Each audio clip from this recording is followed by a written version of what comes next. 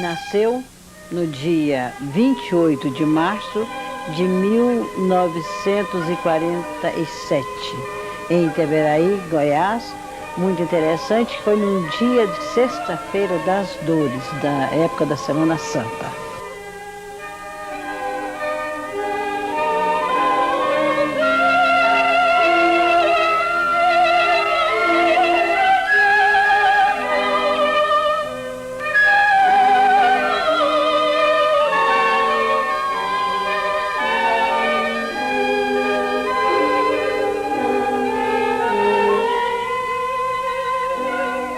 Foi surgindo Brasília, começou aqui a construção de Brasília, a gente já começou a aspirar a vinda para Brasília. Isso em 1960, nós viemos para Brasília, e no final de 60. Já tinha aqui o colégio, já funcionava o casebre, já funcionava o Elefante Branco, e muita promessa de um estudo, de tudo diferente.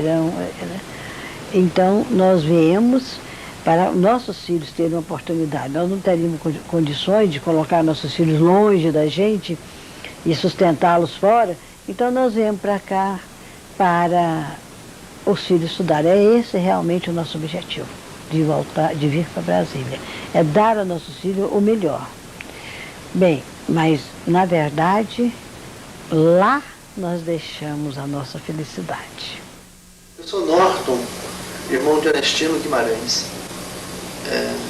Uma pessoa que marcou muito a minha vida, como deve ter marcado de várias outras pessoas. Ele era um líder nato.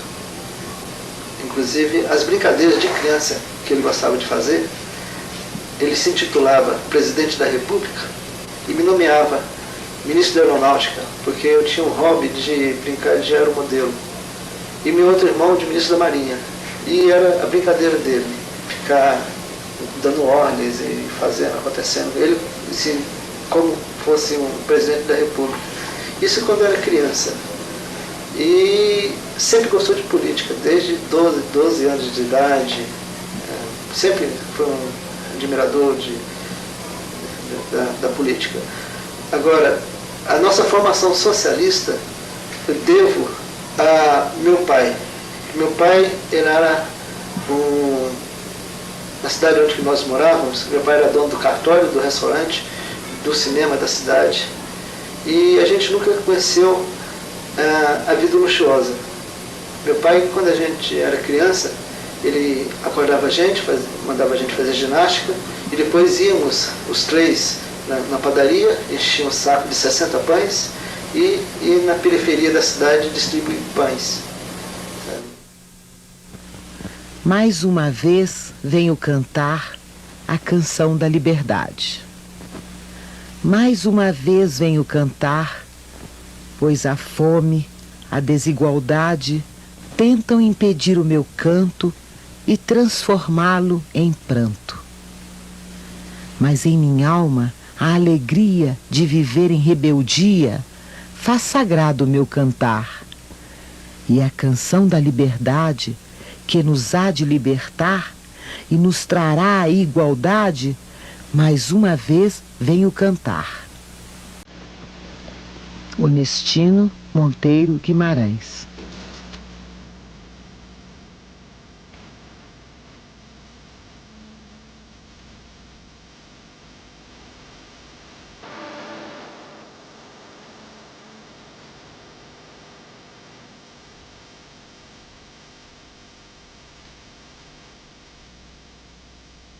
Era uma turma muito animada, né? Nós éramos início praticamente de Brasília, né? Idos de 61, por aí. E estudamos juntos e Ernestino era um companheiro de sala muito engraçado, muito alegre, né? Fanático por futebol, como eu era também, e mais fanático ainda pelo Vasco da Gama, que era o nosso time. E isso talvez fez com que nós nos juntássemos cada vez mais contra os flamenguistas. Brasil! Pelé colocou, o goleiro saltou, segurou, largou. Ele era do quarto ginasial E, no Elefante Branco, e eu era do quarto ano ginasial D. E aí nos unimos lá, ele, Jalzarur, eu e mais alguns outros companheiros, né? E a gente então, sei lá, conversava muito, né? Fazia, não só estudava, o Ernestina era um cara estudioso, extremamente estudioso, e a gente também tinha outro tipo de preocupação, não ser só estudar, né? A gente questionava o nosso país, a gente tinha interesse em filhos da classe média, né? Em mudar alguma coisa nesse país. Acho que nós éramos todos muito movidos naquele momento pela sensibilidade. A gente nem pensava em termos de política, não. A gente era muito mais sensível para as coisas, talvez um bando de poetas meio perdidos assim, querendo fazer alguma coisa. Era muito mais pela poesia, aos 14, 15 anos de idade. Então a gente fazia um grêmio, nós tínhamos um grêmio estudantil, esse grêmio tinha um jornalzinho, chamava-se Reforma, e o Reforma, a gente até ia rodar lá em Taguatinga e pegava os últimos ônibus de volta, né, e depois vendíamos para os colegas. Eu lembro naquela ocasião havia um secretário de educação que quis proibir a circulação desse jornal. Nós tínhamos barricadas ali na porta do Elefante Branco e vendemos, né? Fechamos a entrada, a porta de entrada, e começamos a vender esse jornal. A gente questionava o ensino naquela ocasião, a gente questionava a estrutura de poder do nosso país, né? A gente queria acesso a todas as pessoas, aos bens necessários, habitação, trabalho, educação fundamentalmente, né? E ali foi a primeira experiência desse grupo, né? Em 1961, então, conheci o Ernestino e nós sempre fomos colegas de turma, desde a primeira turma que eu fui colega do Ernestino. Então nós temos os nossos retratos, as nossas marcas e já em 61 nós já começávamos a participar e a sentir de perto o que foi a renúncia de um presidente da República. Deixar de oferecer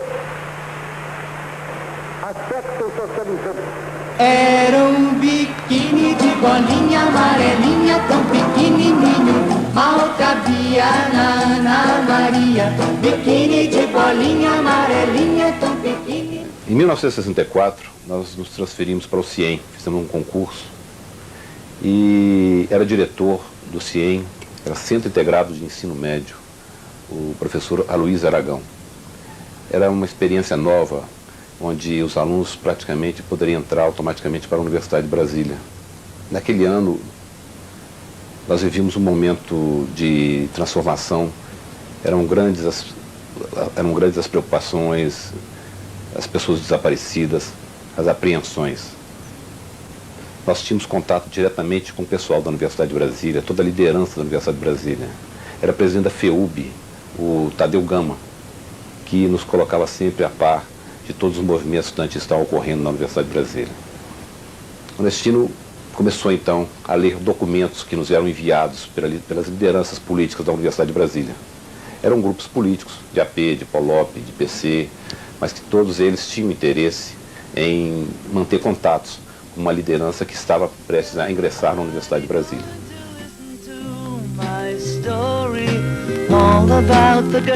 O que eu tenho nítido da minha lembrança é de que as ideias dominantes, não só no presidente João Goulart, como em relação ao então ministro Almir Afonso, e até posteriormente do prefeito de Brasília, o Paulo de Tarso Santos, eram ideias clássicas do chamado liberalismo, democrático. Não havia nada do que realmente se alegara para dar o golpe de 64. Todos nós sabemos que o movimento militar de 64 ele é fruto de um movimento que se iniciou e que se desenvolveu numa instituição chamada IBAD, que era financiada por grupos estrangeiros, e sob a alegação de que o comunismo estava para dominar este país. Os homens da chamada Sorbonne, da Escola Superior de Guerra, arquitetaram e deram um golpe militar, alegando que se tratava, nós estávamos à beira do comunismo e que o presidente João Goulart era um comunista e essas bobagens vão por aí afora. As ideias dominantes eram ideias de progresso, eram ideias de justiça social. Essas eram as ideias predominantes. Ideias que os estudantes daquela época e as lideranças absorveram com segurança e defendiam. E passaram, sobretudo, a defender quando houve necessidade de fazê-lo em face da repressão. É o caso do Onestino e de outras lideranças que se esboçaram na universidade. Onestino, sempre estudioso, sempre lendo, ele devorava livros, jornais, devorava tudo. Ele lia tudo. E tinha-se um ótimo relacionamento, então lá em casa passou a ser uma casa de estudo. Eram muitos colegas que se reuniam a ele e que iam lá para casa para estudar. Quando ele fez o vestibular, ele tirou o primeiro lugar no vestibular, saindo do CIEM direto para a UNB, né? Ele tirou o primeiro lugar, foi um negócio assim super, para mim, super emocionante, porque a gente estava, todo mundo, era o primeiro filho que estava fazendo vestibular, a gente torcendo, né? Todo mundo torcendo, a família inteira torcendo. Aí quando os dias foi para sair a listão da universidade, a gente foi lá para ver, né? E eu, com medo dele não ter passado, não ter conseguido, eu comecei a ler. Eu e meu marido estavam ali junto, de baixo para cima, para poder encontrar o nome dele. Não saía, não chegava nunca o nome, ia procurando, e o nome dele não chegava. Até que a gente, quando chegou lá no princípio, estava lá no primeiro da lista, porque naquele tempo havia classificação, né? Então ele estava lá no primeiro da lista, meu Deus, que emoção que a gente teve. Foi uma emoção muito grande, que felicidade que a gente sentiu, e orgulho, né, daquele filho. No ano de 66, nós entramos na Universidade de Brasília. Era uma experiência muito bonita, era uma experiência nova.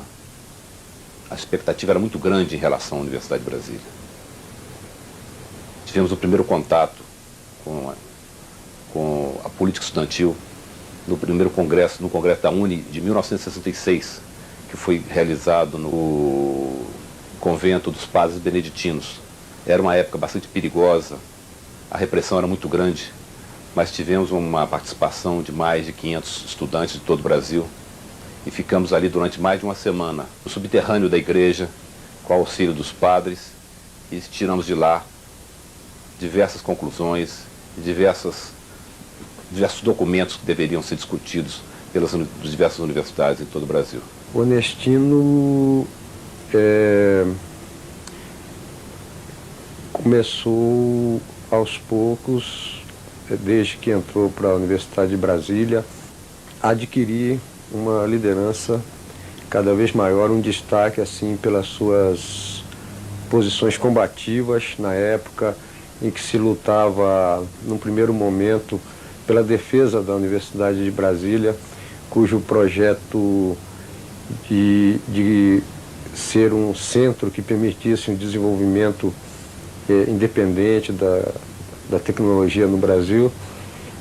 Quando houve o ataque a esse projeto, o Onestino começava a dar os seus primeiros passos na liderança universitária, participou disso aí, logo em seguida da mobilização estudantil em defesa da universidade no Brasil, de maneira geral, que estava submetida sob o regime militar a todos os tipos de investidas, de ataques, procurando desviar o seu rumo justamente no sentido de fazer com que ela se voltasse para atender os interesses do capital estrangeiro. Assim foi a luta contra os acordos MEC-USAID, e foi aí que Onestino passou a ter uma liderança maior no ano de 1966, 67, na Universidade de Brasília, chegando a ser inicialmente vice-presidente da Federação de Estudantes da Universidade, a FEUB. Posteriormente, eleito presidente da FEUB, Onestino, desde cedo, né, como a gente já colocou, passou a integrar a chamada Ação Popular, que era uma organização revolucionária que teve as suas origens, os seus primórdios entre a militância da JUC, a Juventude Universitária Católica, que depois de conflitos com a hierarquia da igreja, etc., partiram para a organização da chamada AP. As suas propostas, que a Ernestina abraçou, eram a luta por um Brasil socialista, um Brasil liberto da dependência do imperialismo. Não havia assim uma definição muito clara do que seria esse socialismo no primeiro momento. No segundo momento, a AP se encaminhou por abraçar o marxismo-leninismo. Foi exatamente Ernestino Guimarães que me colocou esse, entre aspas, apelido de mania, porque nós tínhamos uma convivência muito habitual, né, dentro da universidade, o que fez com que ele me apresentasse as pessoas como sendo, essa é a minha irmãzinha, e de minha irmãzinha se tornou maninha. O Destino conseguiu deixar dentro da universidade a construção de uma organização que o sucedeu e que formou novas lideranças. Logo em seguida nós tivemos pessoas que surgiram no movimento, como Carlos Speller, como o Prates e como Euclides Pirineus, que basicamente foi o seu sucessor na continuidade dos trabalhos da FEUP, e que hoje também mora aqui em Brasília, mora em Braslândia, né? E essa sequência de lideranças que se formaram a partir da Ernestina que permitiu que nós continuássemos na universidade fazendo o trabalho político, que não era fácil. Falar da UNB, para mim, é realizar um ato de amor. É falar de todos os estudantes que chegaram naquele momento para construir a Universidade de Brasília, vindo de todos os cantos do país, e que tinham necessidade de uma integração. Essa integração levou uma aproximação, uma solidariedade, uma busca de intercâmbio de conhecimentos, uma necessidade de viver a universidade intensamente, na sua universalidade de campo. E esta busca também levou à construção de um projeto político que passou por crenças, por ideais, divergências, conflitos, mas que tinha um aspecto muito importante, é que a gente vivia a universidade. A universidade era a nossa casa, né? A universidade a gente respirava e vivia a construção de um saber, de um aprendizado que nos aproximava, e um aprendizado que nos fazia questionar a realidade do país que estávamos vivendo, que colocava ideais de construção de uma democracia, que colocava a liberdade de expressão. E nesta liberdade de expressão se construiu o programa político do movimento estudantil. O Ernestino era uma pessoa carismática, né? E ele tinha uma outra característica, que era essa relação de amizade que ele estabelecia, não só política, mas como amizade também. Então ele era uma pessoa que a gente discutia tudo com ele, né? Então, se era política, se queria falar de teatro, ele estava ali para falar, se convidava para sair, ele estava ali para sair, ia para as festas conosco, dançava, ia aos filmes, ao teatro, etc., né? Então era uma pessoa que sempre era o centro da atenção, mas acima disso tudo, ele sempre tinha um tempo para cada um que o procurava, para conversar, para discutir, né? Esse companheirismo do dia a dia. E a característica também da Universidade de Brasília daquela época é que nós vivíamos 24 horas dentro da universidade. A AP era uma organização clandestina, marxista, leninista, quer dizer, uma organização que naquele momento, em 1969, 68, 70, uma das maiores organizações de esquerda, né? Não era uma organização que pregava a luta armada e que juntava cerca de mais ou menos umas 1.000 a 1.500 pessoas a nível nacional, né? Nós pretendíamos fazer uma transformação social do país, caminhando para um modelo onde a gente tivesse a implantação de um socialismo, né? E veio a ditadura E com a ditadura nós tivemos que nos tornar clandestinos e fazer esse trabalho, que era um trabalho de convencimento das pessoas, de disputa política, colocação de ideias, acabou se transformando num trabalho clandestino e sendo reprimido pela ditadura militar. E o movimento estudantil naquela época teve esse papel. Ele foi aquela grande vanguarda que conseguia ir para ruas, fazer passeatas, mobilizar a sociedade em torno dessas ideias da queda da ditadura, da mudança social, na implantação de uma democracia, entendeu? Um modelo social justo.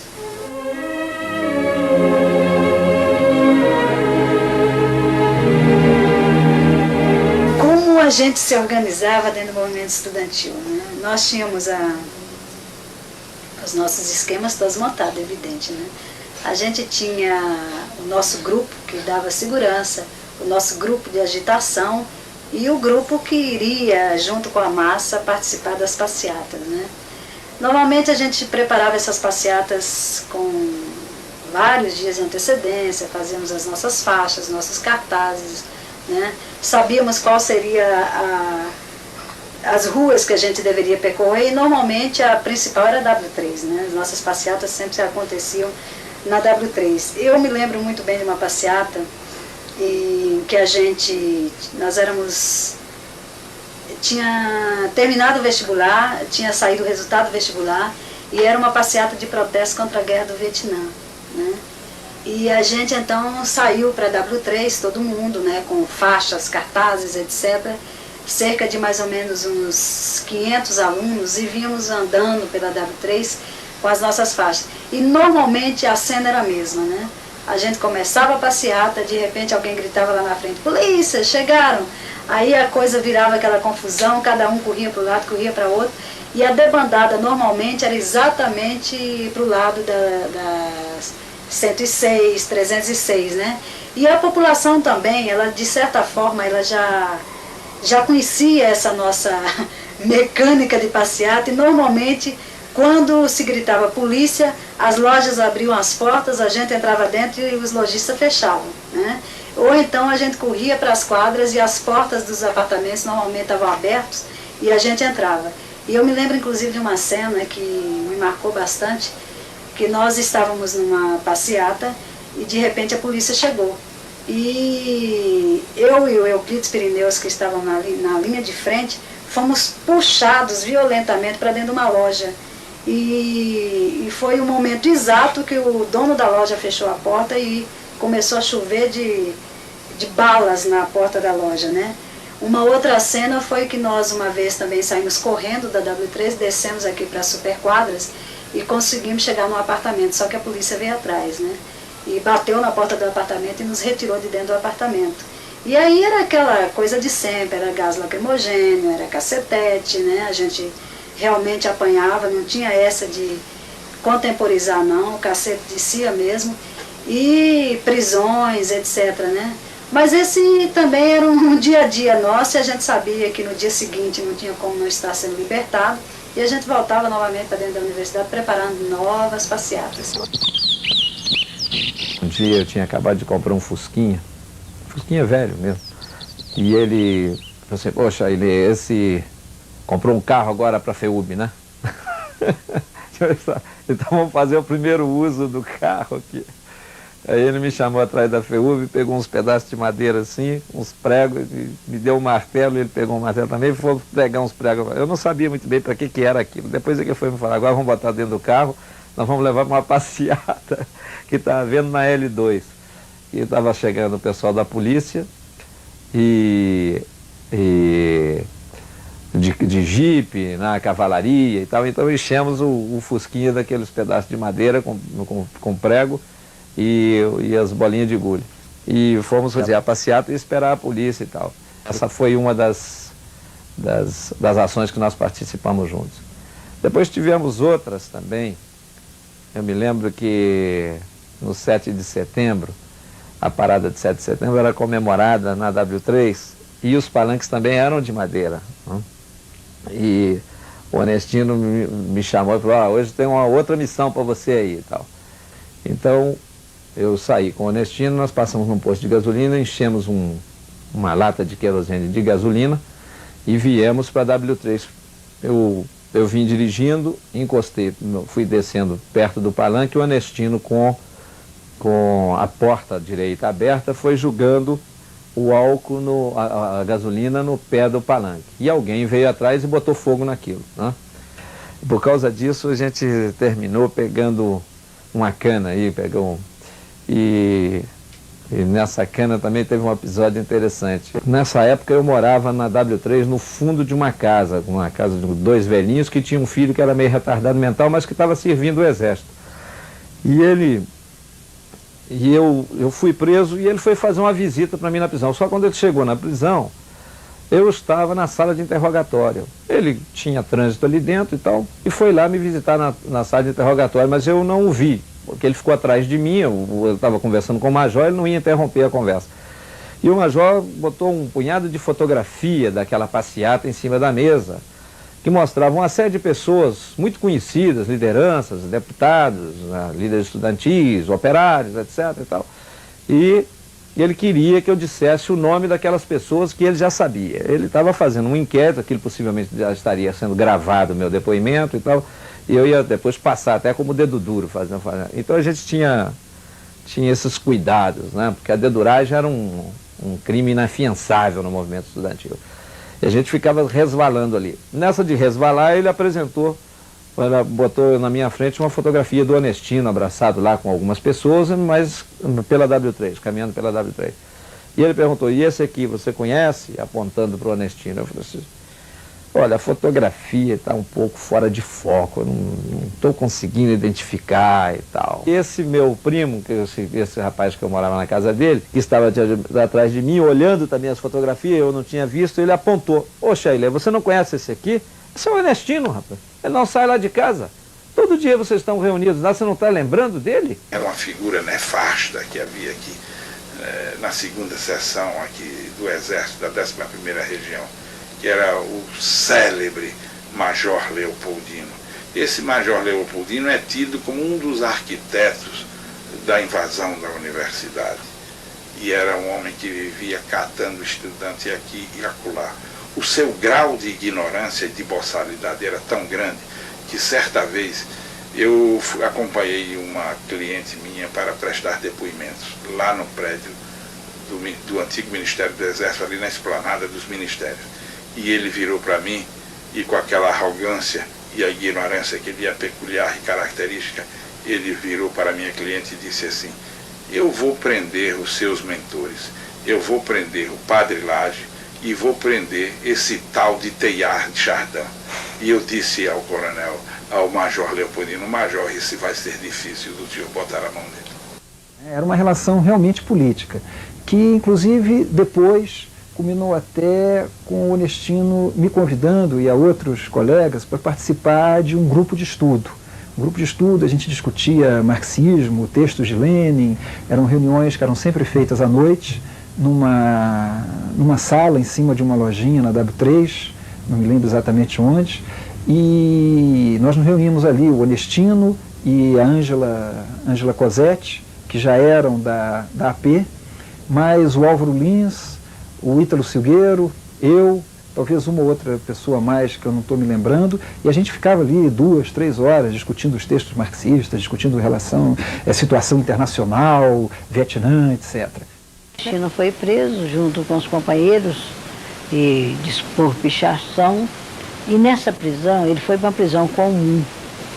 Nessa prisão ele ficou 36 dias. E ali, na prisão, virou então um ponto de encontro dos universitários, porque ali realmente cresceu a liderança de Onestino. Eu ia com o Onestino, nós íamos muito juntos, saímos juntos para estudar na biblioteca. Íamos sempre. E tinha uma exigência na entrada da biblioteca de um livro em que a pessoa precisava declarar o que estava, o livro que estava levando, para ao sair havia um controle. E como isso tudo era coisa de controle, quer dizer, numa época que todo tipo de controle era coisa policial, e aquilo era uma coisa contestada, o Onestino se aborrecia com aquilo, e ele, só para sacanear as pessoas da entrada da biblioteca, escrevia assim, em vez de escrever Onestino, ele escrevia Gui. que era uma corruptela do nome dele, que é Ernestino Guimarães, né? Monteiro Guimarães. Então eu botava Gui, e daí saía escrevendo um canivete, um ioiô, uma lapiseira, tudo que era besteira que ele tinha no bolso. A biblioteca foi palco de muitos episódios políticos importantes. Um deles foi, também vivido junto com o Ernestino, foi no episódio quando veio o embaixador John Tutt Hill, embaixador americano, e que fez uma doação, não sei se em dinheiro ou em livros, para a Universidade de Brasília. Mas pelo que ele simbolizava, eu me lembro que com o Ernestino à frente, nós fizemos uma manifestação lá contra a presença dele na Universidade de Brasília, e aquilo, a polícia interveio em determinado momento, todo mundo cantando o hino nacional, mas a polícia não se conteve, baixou o cacete em todo mundo. E, enfim, é um dos episódios, aliás, o episódio nunca foi muito bem explicado, mas que eu que fui testemunha daquilo lá, eu me lembro que um dos maiores responsáveis, talvez, pelo quebra-quebra, que muitos estudantes foram presos, muitos apanharam, houve de tudo ali, é o próprio diretor da biblioteca na época, se não me engano, Edson Nery da Fonseca. Esse cidadão fez um discurso de agradecimento ao embaixador John Tutt Hill, que era um discurso muito excessivo pelos adjetivos, e ele falava, enaltecia a América dos nossos sonhos, daí o estudantado com o Ernestino lá na frente vaiando, a América das flores, daí, e aquilo foi não crescendo, quer dizer, chegou a um ponto que ficou uma coisa insuportável, e a polícia invadiu o espaço ali da biblioteca e desceu o cacete em todo mundo. Havia uma reunião de estudantes fora de Brasília, e eles, no momento que estavam retornando para Brasília, foram num carro de um dos estudantes, foram presos por uma viatura de trânsito. E eles, nervosos, imaginando que tivesse acontecido algum problema relacionado a problema político, ficaram um pouco agitados. Os soldados civis, a polícia civil, neste momento, começou a perguntar quem eram eles, qual era o nome deles, etc. E cada um deu um nome diferente. Mas os policiais ficaram intrigados, porque havia um certo nervosismo por parte deles. Nesse momento, os policiais colocaram todos no carro da polícia e seguiram para Brasília para levar os estudantes para uma delegacia aqui na cidade. Neste momento, um dos colegas começou a simular uma cólica, dores enormes no estômago, começou a gritar de dor, queria vomitar, e aí a polícia parou, pare que eu quero vomitar, pare, e a polícia parou. No momento que a polícia parou, o Ernestino saiu igual um avião, direto para o meio do mato, e quando saiu a polícia começou a dar tiro para todos os lados, e eu não sei como o Ernestino conseguiu se safar dessa. Foi uma coisa assim fora do comum. No dia seguinte, vem para minha casa, e pela manhã, às 8 horas da manhã, a campainha bate, e uma amiga da minha irmã, Almira, chega na minha porta e fala, meu pai quer falar com você. Quando eu tinha uns 14 anos de idade, ele foi parar na minha casa, estava fugido da polícia, e eu fui encarregada de chamar um outro amigo dele, que morava no mesmo prédio, o Cláudio. Convivi com ele, então, esses 3 dias que ele ficou na nossa casa. Foi um momento muito, muito difícil, de muita tensão, porque a todo momento todos nós nos preocupávamos de que ele pudesse ser descoberto. Não é? Num determinado momento, o Ernestino, eu ainda era deputado, não é? Eu tive conhecimento no dia seguinte que ele havia chegado ao meu apartamento. Ele esteve no meu apartamento. A minha filha disse que ele veio pedindo que queria ficar algumas horas, alguns momentos, e numa situação aflitiva, que ele estava sendo procurado, estava sendo perseguido, e conseguira chegar até o meu apartamento. Evidentemente que eu, independentemente da minha posição política, Eu acho que nós devemos ajudar essas pessoas que estão sendo perseguidas num clima de irresponsabilidade, de violência generalizada. Mas ali havia o fato de que eu era um homem da oposição. Então eu recebi e ele disse, não, você pode ficar aqui. Ele descansou um pouco, estava faminto, né? Há muitas horas não tinha refeição, e numa situação lamentável, com lama nos pés, na roupa. E ele então passou alguns dias na minha casa.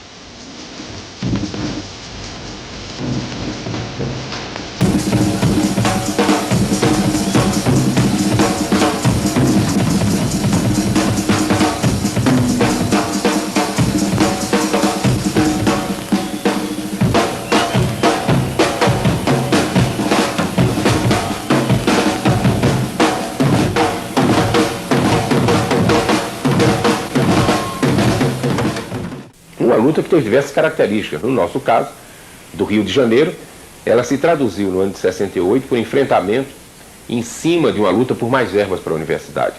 O governo federal não queria de maneira nenhuma ceder. O governo começou a privatizar a universidade, começou a cobrar anuidades e retirava as verbas da universidade. Nós fizemos 1, 2, 3 manifestações e o governo se recusava a nos receber. O ministro da Educação não atendia ao nosso desejo de conversar com ele e de reivindicar e de expressar tudo aquilo que o movimento queria. De forma que nós, com a nossa disposição em dialogar, decidimos invadir o Ministério da Educação. E um dia, quando eles achavam que a gente ia fazer mais uma passeata burocrática, nós nos armamos de pau e pedra e fomos em cima da polícia para forçar o diálogo. O resultado foi um conflito estúpido, que se traduziu a nível do movimento universitário na passeata do 100 mil no Rio de Janeiro. Não era a primeira vez que se colocava tanta gente na rua, nem era a primeira vez que havia conflito com a polícia. De fato, as grandes manifestações, no caso do Rio de Janeiro, começaram em março, quando o Edson Luiz, estudante que almoçava num restaurante popular chamado Calabouço, que era um estudante antigamente ligado à União Metropolitana dos Estudantes e depois autonomizado pelo governo estadual, esse restaurante oferecia refeições a baixo custo. E lá estudavam, enfim, todos os tipos de estudantes, mas sobretudo os estudantes pobres.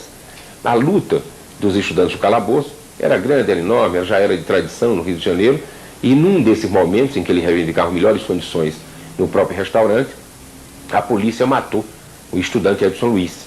E a morte do Edson Luiz despertou um protesto generalizado. O Ernestino é como se tivesse ali, era um irmão dele que tivesse caído ali do lado dele. Ele se tomou assim de uma coisa assim, não sei nem descrever como, e uma indignação muito forte. E subiu a mesa ali mesmo, a primeira mesa que ele viu ali dentro da biblioteca, e começou a conclamar os demais companheiros, assim, colegas, neste momento a ditadura militar acaba de fuzilar um companheiro nosso. E foi uma coisa assim, e nisso crescendo, e dali me pegou, e chamou o Gugon, vamos comigo para ver se ainda encontramos gente lá no restaurante. E assim se repetiu, ia no restaurante, subia a mesa, tendo 3, 4 pessoas em volta, ele começava a falar e de repente vinha 3, 4, 5, 10, 15, e tinha uma capacidade de mobilização fantástica. O movimento estudantil, ele cresceu bastante em 68, depois da morte do Edson Luiz no Rio de Janeiro. Houve uma sequência, uma sucessão de passeatas, principalmente no Rio de Janeiro, São Paulo, mas também no Brasil inteiro. Até que houve a passeata do 100 mil no Rio. aquela passeata gigantesca que não foi reprimida pela polícia, juntou gente à beça. E em Brasília, poucos dias depois, nós fizemos também uma grande passeata com as mesmas características, uma passeata tentando ser uma passeata pacífica, que não fosse reprimida. E essa passeata culminou na Rua da Igrejinha, ali em frente à Igrejinha, naquela escadaria da Igrejinha, onde houve um grande comício. Então, nós colocamos um caixote e os oradores subiam no caixote e falavam para a multidão que estava toda ali. O pessoal que estava na frente sentado, o pessoal mais atrás em pé, e aqui tem um Onestino falando. Eu estava à toa na vida, o meu amor me chamou pra ver a banda passar, cantando coisas de amor. A minha gente sofrida despediu-se da dor pra ver a banda passar. No ano de 1968, a Universidade de Brasília viveu momentos bastante difíceis. Ela estava saindo de uma crise onde haviam sido demitidos mais de 200 professores. Outros professores retornavam, mas os estudantes não aceitavam a maneira passiva como aqueles professores voltavam a ocupar o cargo daqueles que haviam saído por problemas políticos. Vivíamos momentos bastante difíceis pela invasão permanente de polícia dentro da universidade. Naquele momento, morreu no Rio Edson Luiz de Lima Soto, no calabouço, e reflexos bastante grandes correram na Universidade de Brasília. Nós passamos a ter manifestações, passeatas, assembleias, e tudo isso fez com que gerasse na Universidade de Brasília um clima bastante tenso. Houve um determinado momento que a polícia decidiu prender 5 líderes da Universidade de Brasília, entre eles o Onestino. A polícia entrou na universidade, deixou uma polícia, uma rádio-patrulha, pegou o Onestino e mais alguns colegas, espancou-os barbaramente e levou-os para o exército. Fizeram um campo de batalha incrível. A Asa Norte, todas as entradas, a Asa Norte era fileira de policiais, de exército, de não sei de mais de que, marinha, sei lá mais de que, para prender o Onestino. Gente, quando eu soube que o negócio estava assim, eu entrei em verdadeiro pânico. Porque quando eu cheguei, que eu vi aquela coisa toda, eu fiquei desesperada. E depois teve muito tiroteio, sabe? E eu, nessas alturas, eu não sabia se o Onestino estava vivo ou morto. Eu não sabia o que tinha acontecido com o Onestino. Eu entrei em verdadeiro pânico. Eu cheguei lá em casa no desespero. Foi, acho que, eu tenho a impressão que foi o dia da minha vida que eu mais gritei, que eu mais chorei, que eu mais me desesperei. No dia da invasão da universidade, eu me recordo que algumas lideranças, eu me lembro que pelo menos o Paulo Speller, eu me lembro de ter visto, acho que o Babá, alguns, eu me lembro que fomos recuando em direção ao ICC, não é? E a polícia foi invadindo a universidade, tudo, e um certo número de estudantes e lideranças foram recuando. E quando eles invadiram as últimas salas de aula no ICC, eu me recordo que nós passamos para os esgotos da universidade, não? Nós esperamos a polícia recuar nos esgotos da universidade, deitados naqueles canos de esgoto, e logo que a polícia se retirou dali, organizamos uma Assembleia Geral para deliberar sobre a questão. Me recordo desse episódio, por exemplo. Quando houve a invasão da UNB, eu estava estudando a psicologia e, de repente, me dirigindo para os Dois Candangos, eu vejo uma Rural Willis fazer uma manobra daquelas desesperadas e dentro dela estava o Onestino. Eu tinha um esquema de segurança e entrei pelo cerrado e o meu esquema de segurança me deixou na rodoviária. Coincidentemente, na hora que eu cheguei na rodoviária, era a hora que eles estavam fazendo o transbordo, tirando o Onestino do carro que ele vinha da universidade e botando ele numa viatura do exército, que levou ele para... Ele estava todo ensanguentado com a pancadaria. Eu fui chamado para atender Onestino Monteiro Guimarães quando da invasão da universidade. Como atendia outros, Onestino havia sido preso e levado para o RECMEC, lá no setor militar. O encarregado do inquérito era o coronel Murilo Rodrigues Souza, hoje falecido. Onestino exercia uma liderança importantíssima e havia um ódio contra o Onestino. E este ódio se dirigia contra o quê? Contra a mocidade, a independência, a inteligência, as ideias e aquilo que Onestino defendia com maior entusiasmo e com a pureza do seu pensamento político, que era a democracia e a redemocratização do país. Eles acusavam Onestino e outros de reorganizarem uma sociedade que havia sido extinta, que era a FEUB. E a FEUB, na realidade, não havia sido extinta. Portanto, eles não estavam reorganizando uma entidade cuja proibição tivesse sido decretada pela autoridade competente. Na invasão da universidade, eu me lembro agora, porque eu vou me lembrando das coisas, havia ao lado da invasão que foi feita pela polícia, que cercou a universidade inteira, havia um dispositivo preparado ao lado, inclusive envolvendo tanques do Ministério do Exército para invadir a universidade, se necessário fosse. Mas a frustração foi total, porque eles invadiram a universidade e na universidade eles não encontraram nada de subversivo. E eu me lembro muito bem, porque do inquérito do Onestino constava inclusive o termo de apreensão das coisas que foram encontradas na sede da FEUB. Havia tinta, havia pano para fazer faixas, algumas faixas já pintadas e nada mais do que isso.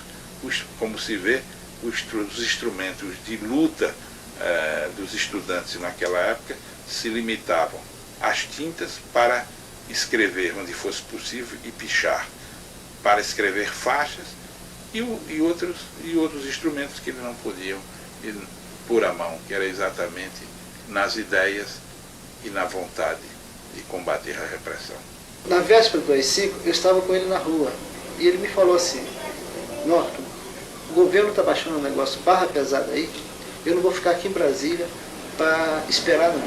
Eu vou para Goiânia, porque nossa família, o grosso da nossa família mora em Goiânia. Eu vou para Goiânia e de lá eu fico sabendo das coisas, aí eu vejo o que eu faço. E nós ficamos na rua até tarde. Quando eu cheguei em casa, eu estava com a incumbência de avisar papai e minha mãe. Quando eu cheguei em casa, meus pais já estavam dormindo. E não deu para avisá-los. E no outro dia de manhã, quando eu acordei, eles já tinham ido para o trabalho. Mas eu acordei assim, ó, com um revólver na minha cara. Um 38.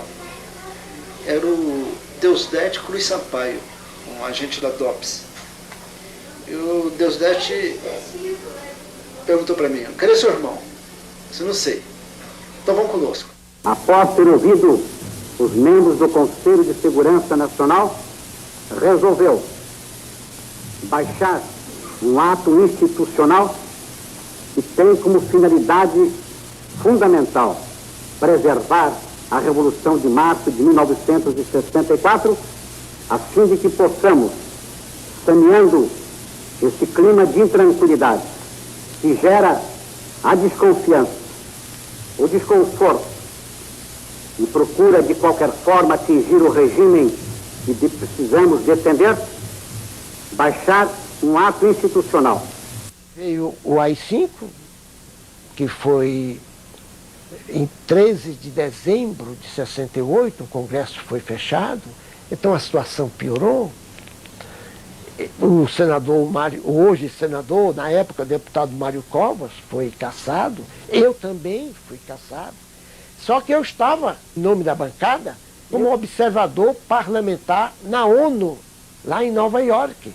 No dia 13 de dezembro, quando chegou a notícia de que o ato havia sido baixado e o Congresso cercado e fechado, eu e minha mulher saímos de Nova York. Eu não podia mais representar um Congresso na ONU se o Congresso do meu país. Então, até por uma questão de amor ao próprio país, eu me afastei da ONU.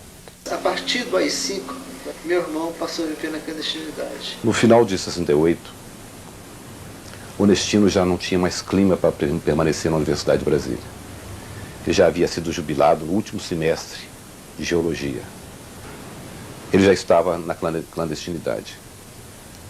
Naquele momento, eu tive a oportunidade de participar de um encontro de Onestino Luiz Travassos, nosso presidente da UNE, do Remy, próximo ao Brasília Palace Hotel. Eu só tive um contato a mais com ele foi quando nós participamos de um Conselho Nacional da UNE, em 1969. Foi um conselho clandestino, condições bastante difíceis, em Friburgo, em Nova Friburgo, no Rio de Janeiro, e lá eu reencontrei o Nestino. Nós conversamos bastante nos intervalos, mas principalmente nós tivemos uma conversa muito longa num quarto lá da casa onde nós estávamos, enquanto Jean-Marc, que na época era o presidente da UNE, dormia, né, estava dormindo assim num colchonete, era um conselho muito cansativo, virava à noite. Eu e o Nestino ficamos conversando assim durante umas 2 horas mais ou menos. Na época ele era o vice-presidente da UNE, né, Jean-Marc era o presidente, estava solto ainda. E nós conversamos bastante, ele perguntou pelas pessoas todas de Brasília, lembrou esse nosso grupo, esse grupo que se reunia ali na W3, perguntava pelas pessoas como é que estava a atividade política, e nós conversamos bastante. E quando terminou o conselho, na dispersão, né, naquela dispersão organizada, acabou que nós voltamos para o Rio de Janeiro no mesmo ônibus. Né, voltamos no mesmo ônibus, embora em cadeiras separadas, fingindo que um não conhecia o outro. E outras pessoas também voltaram naquele ônibus. Mas quando desembarcamos na rodoviária do Rio, lá na Novo Rio, foi inevitável, a gente se despedia, apesar de passar o tempo todo fingindo que não se conhecia, nós nos despedimos e foi a última vez que eu vi o Nestino. 1970, Bahia, Salvador. Nós tínhamos talvez um dos últimos congressos da UNE e eu fui como delegada de Brasília. E a gente saiu daqui assim cercado da mais extrema segurança, viajando pelo interior, porque não podia deixar pistas. Cheguei em Salvador, tinha um ponto de encontro em frente a uma igreja da Bahia, numa segurança extrema. E aí eu fiquei sentada numa praça esperando a pessoa que iria fazer o contato comigo, já eram umas 7 horas da noite. Aí de repente eu ouço um grito assim no meio da praça, Maninha! E que eu olho era o Nestino Guimarães, né? Foi assim muito tempo que a gente não se via. Então foi uma coisa assim tão bonita, tão fraterna, né? Ele chorava o tempo todo, né? Querendo saber notícias de Brasília, das pessoas, da organização, onde cada um tinha se metido, o que estava fazendo, se tinha sido preso, se estava vivo, né? Se tinha morrido. E foi uma cena assim incrível. E o interessante que era isso, a gente cercada da mais extrema segurança e o Nestino gritando no meio da praça o meu nome, né? O Nestino tentou de todas as formas me recrutar para a ação popular, né, em 66, 67, 68. E a partir daí nós criamos um vínculo de amizade e voltamos a nos encontrar em São Paulo, já os dois na clandestinidade.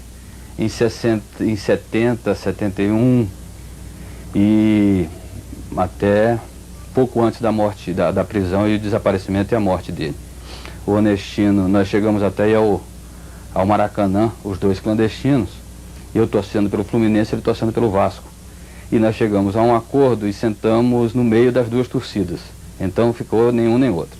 E atrás de nós tínhamos uns 15 turistas italianos que estavam conhecendo o Maracanã. E os turistas não assistiram o jogo, assistiram o Nestino gritando o tempo todo pelo Vasco, que ele era doente, vascaíno doente. Curiosamente, minha mãe me conta que uma vez estava em casa dela no Rio de Janeiro, morava no Rio, na rua Paissandu, quando toca a campainha e aparece uma pessoa que ela não identifica e tal, daí ele riu e tal, daí ela viu, era o Nestino, mas estava com os cabelos, que ele era meio loiro, né, e tal, estava com o cabelo preto, pintado de preto, já na clandestinidade, disfarçado, e minha mãe senta para dentro e tal, e abrigou lá, apavorada, porque veio outros companheiros que estavam com ele, e já estavam na luta clandestina, minha mãe muito apavorada com aquilo, abrigou 2 dias lá, e ele ainda disse, não, só não se preocupe, se me pegar eu estou aqui com outro nome, e mostrou uma carteirinha da Ordem dos Músicos. E minha mãe disse, você é maluco? Alguém mandava você tocar, você não toca nada, né? Com esses olhos verdes, com esses óculos de míope, você loiro do jeito que você é, você vai me pintar a cabeça de preto, de preto, é aí que você chama mais atenção. Olha aí a base do cabelo. Aí eu mostrei para ele a base do cabelo. Nós nos encontramos na praia. Aí eu falei para ele que eu tinha uma surpresa muito grande para ele. Ele perguntou o que era. Um passaporte. Comprei um passaporte para você. Aí ele me fez um discurso ali na praia. Que o povo dele era esse, que o país dele era esse, que ele não ia sair daqui de jeito nenhum, não sei o que, papai. Mas meu irmão, você vai ser morto. Eles vão te matar. Você está sabendo disso? Eles vão te matar. Aí ele fez uma analogia para mim. Assim, Norton, você sabe por que o relógio funciona? Aí fiquei olhando para ele, esperando ele concluir o pensamento. Ele falou assim, porque no meio tem uma peça que faz assim. Aí foi a última vez que eu o vi. Tinha um encontro marcado com ele no dia 12 de outubro de 73, que foi o dia provável, pelo que se sabe da prisão dele, né? E aí eu fui ao encontro, era no Bob's da Praça Sans Penha, às 5 horas da tarde. E depois ele não apareceu, a gente repetia, 15 dias depois ele não apareceu. E aí a gente teve informação muita censura, a informação é que o Senimar e a CIA teriam feito uma operação muito grande para destroçar a ação popular. E teriam prendido quase todo o Comitê Central. Então aí eu fiquei já desiludido da possibilidade de encontrá-lo na medida que a imprensa não noticiava. Finalmente, acho que quase um ano ou dois depois, o Armando Falcão era ministro da Justiça e noticiou que o Onestino Guimarães nunca tinha sido preso e continuava foragido. Então foi a confirmação que ele estava morto para mim. O Onestino, a gente sabe que ele lutou de todas as formas e continuou lutando, porque sempre que a gente encontrava com algum amigo, a gente perguntava pelo Onestino. Aonde que está o Onestino? Aonde esteve o Onestino? E nós temos vários pedacinhos de Onestino, várias histórias, porque o Onestino sintetiza muito bem toda a nossa história.